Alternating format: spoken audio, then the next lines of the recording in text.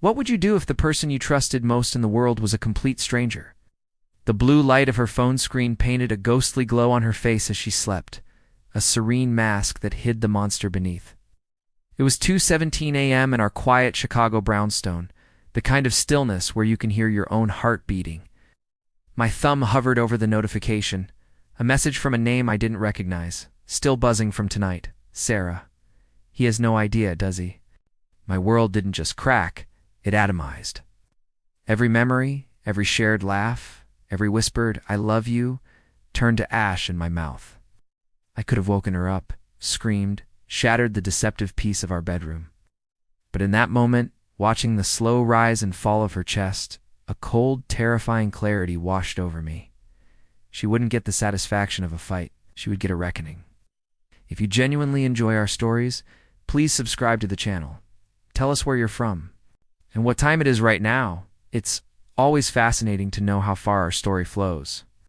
It had started subtly, like a change in the wind. Sarah, my wife of 8 years, had become distant.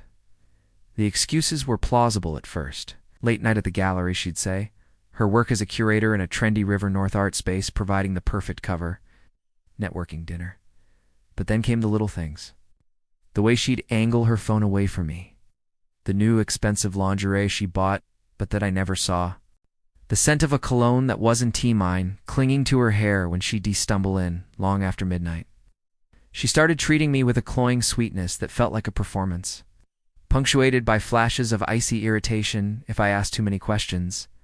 "God, can't you just trust me?" She'd snap, her voice dripping with a manipulative chill that made me question my own sanity. She and her lover, whoever he was, were wrapped in a bubble of arrogance, believing they were untouchable. I felt like a ghost in my own home, my presence an inconvenience to her secret life. The breakdown happened on a Tuesday. I was standing in the kitchen, holding her favorite coffee mug, when a receipt fell out of her coat pocket. A hotel bar on Rush Street. $200 for 2 glasses of scotch and a charcuterie board. Time-stamped from an afternoon she was supposedly in meetings. I sank to the floor, the ceramic mug slipping from my hand and shattering against the tile. The sound echoed the breaking inside my chest. It was real, all of it. I wasn't crazy. I was a fool.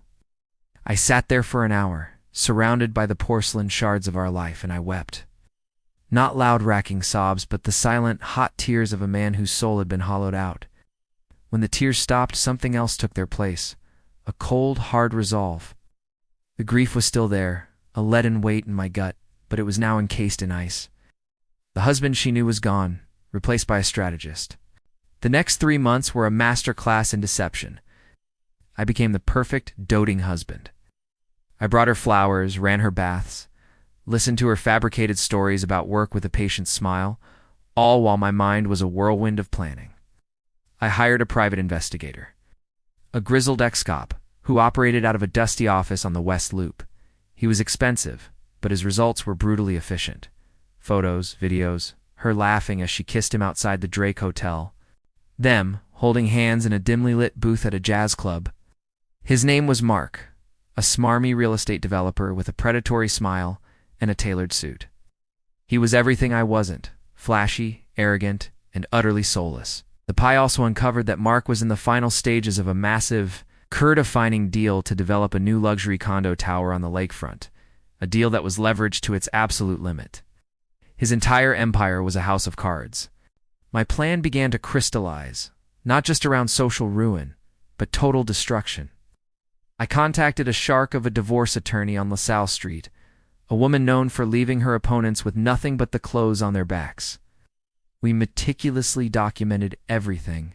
I opened a new bank account and began quietly siphoning my own funds, securing my assets. The final piece of the puzzle was our shared dream, a beautiful lake house in Michigan we had poured our savings into. It was in both our names. My lawyer drew up the paperwork. All it needed was Sarah's signature on a document she would never willingly sign. So, I created a different one. I told her it was a simple refinancing paper to get a better interest rate. She signed it without even reading, too preoccupied with a text she was hiding under the table. With that single stroke of a pen, she signed her entire stake in our dream over to me. The trap was set, the occasion, her 35th birthday. I told her I was throwing her a massive surprise party at a chic event space in the Fulton Market District. I invited everyone, her colleagues, our friends, her parents who flew in from Miami, and most importantly, Mark's entire professional circle, including the investors for his big project. I made sure the invitation to Mark's people came from a generic corporate event planner, so he'd suspect nothing. Sarah was ecstatic, preening at the thought of being the center of attention. The night of the party, she looked radiant in a silver dress, completely oblivious. She floated through the room, accepting praise, a queen in her castle of lies. At 9 p.m. I stepped up to the microphone. The room quieted. Sarah looked at me, her eyes shining with fake adoration. "I want to thank you all for coming," I began, my voice steady. 35 is a milestone, and my wife Sarah deserves to be celebrated. I paused, letting the silence hang. She's a woman of hidden talents and deep passions. I saw a flicker of unease in her eyes. Then the main doors of the venue swung open, and through them walked a woman in a sharp business suit, flanked by 2 uniformed officers. It was Mark's wife. Pi had discovered she was a major shareholder in her family's construction firm, the very firm Mark was counting on to build his tower. I had sent her an anonymous package that morning containing every single photo, every hotel receipt, every sordid detail of the affair. Her face was a mask of cold fury. She walked directly toward a stunned Mark, her voice cutting through the silence like glass. "The deal is off, Mark. My family is pulling all funding. You're ruined." The color drained from his face. He looked at Sarah, his eyes wide with panic, a coward exposed. Then, a man near the back of the room served him with divorce papers. It was a symphony of destruction. Whispers erupted. Every eye in the room darted between Sarah, a now sobbing Mark, and me. I leaned back into the microphone. "Happy birthday, Sarah. I hope you enjoy your gifts." I then played a short video on the large screens around the room, highlight reel of the Pi's best work, set to cheerful music. Her kissing him stroking her hair. The public, undeniable proof. Her parents stared, horrified. Her boss's jaw was on the floor. She was utterly, completely, and publicly annihilated. I placed my wedding ring on the podium, turned and walked out of the room without a single look back.